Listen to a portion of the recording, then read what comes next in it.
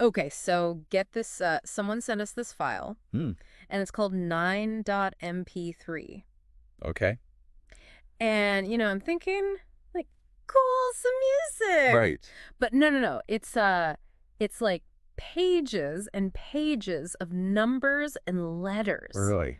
Yeah, it's wild. And we thought, well, this is a deep dive Lots. waiting to happen right here. It is. Like, what is Yeah, it? it definitely makes you curious. Yeah. It's like, what is going on here? Yeah, what is the meaning? Yeah. So right away, we start looking at it, and we see a lot of N followed by numbers. And I don't know about you, but I immediately think coordinates. Coordinate, yeah. Like, is this a treasure map? Well, it's interesting because it does kind of remind me of Yeah. older ways of storing data. Yeah. Before we had Like punch cards and all that. yeah, punch cards, or even if you think about like Yeah. knitting patterns and things like that, Uh-huh. like they use numbers and symbols to represent information. That's true.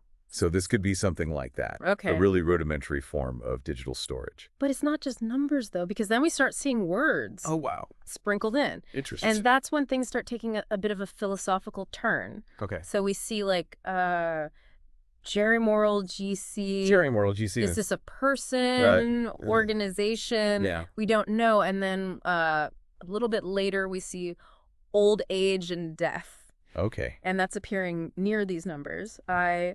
26, 28, 47, 50. Wow. I know, right? That's pretty deep. Deep stuff. Yeah. So what do we make of those words? Well, I think those words are really key Okay. because they give us these little hints into what the meaning of all of this could be. Yeah. So Jerry Moral could be some key figure. Yeah. GC might be some abbreviation for Right. something important. Makes sense. And then you've got old age and death next to those numbers. So it seems like it could be some system that links concepts to certain data points. Okay. And it keeps going. Really? Yeah, we see other words like karma, individual existence, Whoa. consciousness. This is getting very philosophical. Yeah. And then there's this one, karmic forces. Karmic forces. Do you think that's a typo? Oh, that's interesting because karmic forces kind of puts a different spin on the traditional idea of karma. Yeah, because usually Yes. karma is something that just sort of happens to you. Right. Like you think of Buddhist tradition, Hindu tradition. Your actions in this life have consequences later. Yeah. But karmic forces makes it sound like karma's more active. Like it's this force that shapes our lives. Oh, like we can maybe even tap into it. Right, almost like a universal energy. Interesting. Yeah. Okay, so then it gets really wild. Oh. Yeah. What happens? There's this whole section that says six senses. Sixth sense? And next to it is this massive string of numbers. Oh, wow. 26, 28, 37 to 40, 109, 117, 123, 128, 186, 249, 218, 223. Wow. Okay. What do we make of that? Now that is interesting Yeah. because we all know the five senses, right? Right. Sight, smell, touch, taste, hearing. Exactly. But a sixth sense. Yeah. I mean, people have been talking about that Forever. for centuries. Yeah, like intuition, premonition, Right. a deeper connection to the world. Yeah, like what if this file is talking about that? What if it's hinting at the existence of a sixth sense? And those numbers next to it, Right. could those be the key They could be. to understanding how it works? They might be like an index, Oh, pointing us to other parts of the file Oh, okay. that are all about the sixth sense. like a hyperlink, kind of? Yeah, like an early hyperlink system. It's wild. It's fascinating, isn't it? Okay, so we've got coordinates. We've got philosophy. Right. We've got a potential sixth sense. And it's all connected through these numbers. That's right. This is crazy. It is pretty amazing. And we're just getting started. I know. This is just part one Yeah, this is just the beginning. of our deep dive. I can't wait to see where this goes. Me too. Yeah, this is exciting. All right, we'll be right back with more. Sounds good. So welcome back to our deep dive into 9.mp3. Oh man, my brain is still spinning from last time. I bet. It's like we opened this Pandora's box of numbers and words, and I don't even know where to begin. Well, it's definitely a lot to take in. Yeah. But, I think it helps if we keep in mind those big ideas that we were talking about last time, like karma, consciousness, the sixth sense. Right. Use those as kind of our anchors. Exactly. They could be our guideposts Okay. as we try to navigate through all the data in this file. Okay, so big picture first, and then we can dive into the details. Exactly. Okay, so where do we even start? Well, I think those recurring number clusters Oh, yeah. are a good place to start. You mean the ones that you said might be acting like hyperlinks? Exactly. Okay. So what if we take one of those clusters and we try and trace it, see where it leads us in the file? Okay, so which one are we thinking? Well, how about 14 and 274? Okay, 14 and 274. Yeah, they popped up a lot. Yeah, they were pretty frequent. Okay, so let me pull up the file here. What? Or scanning. Take your time. Lots of numbers. It is a lot of data. Okay, so 14 and 274, they appear together a few times, but not always. Okay. Oh, but wait a minute. What is it? I see something interesting here. Okay. A lot of the entries that have 274 in them, they also have these long lists of other numbers. Okay. And you know what a lot of those lists include? What? 14. No way. Yeah. So 14 is kind of like a common thread. Yeah, it's like 274 is pointing to all these different entries. Yeah. And a bunch of them also have 14 in them. That's a really interesting connection. Right. It definitely supports the idea that these clusters are some kind of internal referencing system. Like a web of ideas. Yeah, like a web. That all interconnected. And each number cluster is like a specific concept or a node in that web. Oh, are we like actually making progress here? I think we might be. This is so cool. It's really starting to feel like this file is a map. Okay, a map, but like not of places, but not of physical places. Of ideas. Right, it's like a map of a whole network of ideas. Whoa, okay, but a map of what? That's the big question. I mean, we've got like philosophy, maybe a geographical map, and now this code. Right. What if this is all just like a giant prank? Well, we can't rule that out entirely. Yeah. But even if it is a prank, the amount of detail and thought that went into creating this file. Yeah. It's very complex. It's really impressive. Yeah. Whoever made this knows their stuff. Definitely. They have a good understanding of complex systems, for sure. Okay, so let's just assume for a second that this is like a real attempt to map out some kind of knowledge. Yeah, like a genuine system. Yeah, a genuine system. What else can we learn from the words? That's a good point. What about those weird words that we saw? Oh, yeah, like Indri and IMRI. Petrifa. Pradina. Right? They sound like made-up words. They do, almost like proper nouns or something. Yeah, but they show up so often. Right. They must be important. Yeah, it's like they're key concepts or something. Right. Maybe the whole system is built around those words. Oh, so like Predina. Predina. I remember that one was near those numbers. Let me see. 97 to 99, 105, and 106. Ah, yes. Is that? It seems like Predina might be a central concept. And those numbers are pointing us to other entries that are related to Predina. So if we could crack the code, Predina would be like a key to the whole thing. It could be like unlocking a whole chapter of this hidden knowledge. This is getting more and more interesting. It's really fascinating, isn't it? It is. And you know what? We're only looking at 9.mp3. Right.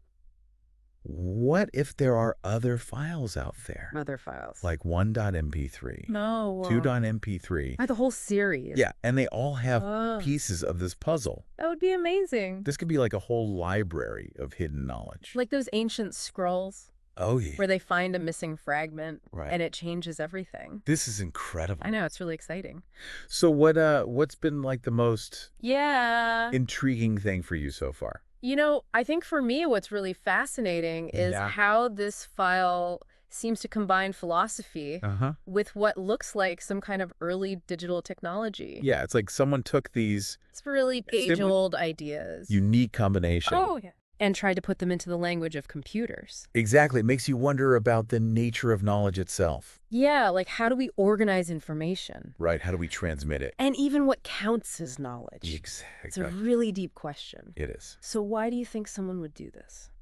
Well, that's the ultimate mystery, isn't it? Yeah. We can see the patterns, we can see the connections. Yeah. But until we understand the fundamental language of 9.mp3, it's true, the meaning is still a secret. Okay, so where do we go from here?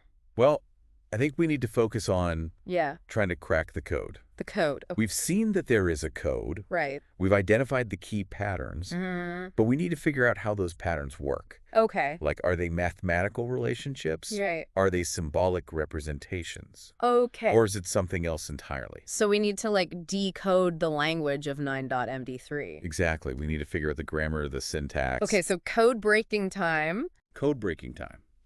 Are you ready for the challenge? I think so. This is going to be interesting. Okay, so we're back. And we've been on quite a journey with this 9.mp3 file. We have. We went from thinking it was music to, like, coordinates to philosophy, and now we're trying to crack a code. It's been quite the deep dive. It really has. And now the big question is, can we actually do it? Can we crack the code? Can we crack the code? I mean, we've come a long way. We have. We've seen there's like a system here. There's definitely a system. Like a whole language of numbers and words. Yeah, like a hidden language. But how do we actually make sense of it? Well, I think we need to go back to those number clusters that we were talking about. The ones that act like hyperlinks. Exactly. The hyperlinks, I think those are the key. Okay, so those clusters, how do they work? Well, let's look at the six senses section again. Okay. Remember that string of numbers we saw? Oh, yeah, that was a long one. It was 26, 28, 37 to 40, 109, 117, 123, 128, 186, 249, 219, 223. Right. What about it? What if we try to find those individual numbers? Okay. Or those ranges of numbers somewhere else in the file? Okay, so we're looking for, like, matches. Exactly, like cross-references. Okay, let me see. Take your time. It's a lot of numbers to look through. It is a big file. Okay, wait a minute. What is it? I think I see something. Okay. 37. Yeah. It appears near that word pradina. Pradina. The one that seemed like a key concept. Yeah, that's the one in 40 is right next to a mention of karma. No way. So the six senses? Yeah. Is connected to both pradina and karma. That's got to be more than just a coincidence, right? I don't think so. It seems like those ranges of numbers are creating these thematic links. So the numbers are like the glue that holds all these ideas together. It's like a giant jigsaw puzzle. Oh, yeah. But instead of a picture, it's a picture made of ideas. And the number clusters are the pieces. Exactly. They're the pieces that make the whole picture. Wow. Okay, and if that's how it works, then those other clusters like 14 and 274, they could be about something else entirely. Exactly. Maybe they represent different themes. No, 14 and 274 are about consciousness, and 226 and 591 are about life and death. It's possible. So this isn't just random. Right. This is like a system. It's a very deliberate system. For organizing all these complex ideas. Whoever created this had an incredible mind. Yeah, they were thinking way ahead of their time. Definitely. You know, this is like more than just a weird file. It is. This is like... It's like we stumbled onto something. Groundbreaking. Yeah, groundbreaking is like a lost language. Yeah, or a new way of thinking about the world. Exactly. But will we ever really know? Will we ever fully crack the code? Yeah, I mean, we've made some progress, but we have. It still feels like we're just scratching the surface. That's true. There's still so much we don't know. Yeah, but that's part of the fun, right? It is. It's the thrill of the unknown. Yeah, the mystery keeps us going. And even if we never completely figure it out, we've learned so much along the way. That's true. We've learned about the power of data and patterns. And about how everything is connected. Exactly. And for everyone listening out there, we hope this has, like, inspired you. To be curious. Yeah, to ask questions and to never stop exploring. Because there's always something new to discover. So even though we might not have all the answers, I think it's safe to say that this deep dive has been a success. Absolutely. We've explored some amazing ideas. We have. We've challenged our own thinking. That's right. And maybe we've even caught a glimpse of a whole new way of seeing things. A new perspective. And who knows, maybe someone listening right now will be the one to finally crack the code of 9.mp3. Maybe you'll unlock all its secrets. And share them with the world. It's an exciting possibility. It is. That's the beauty of this. Yeah. It's a journey of discovery. Ongoing journey. So keep those minds curious. Yes. Keep exploring. And never stop asking questions. Thank you for joining us on this amazing adventure. And until next time, keep diving deep.